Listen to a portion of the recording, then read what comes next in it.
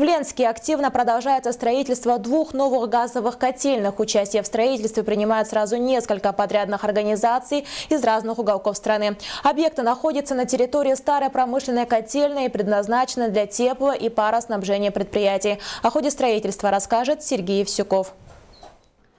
Еще месяц назад здесь были лишь фундаменты.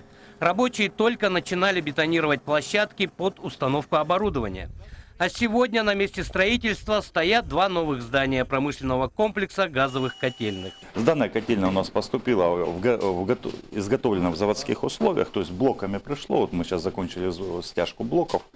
И уже с этой недели, со следующей, приступаем уже к обвязке оборудования, стыковке его.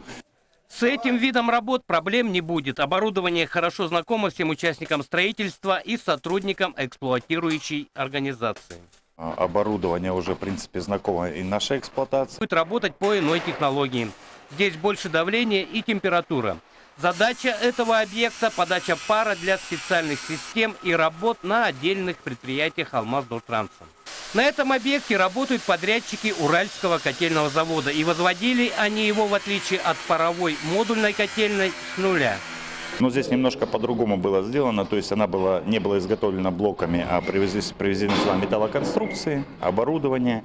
И вот фактически вот за месяц уже стоит здание, стоят котлы.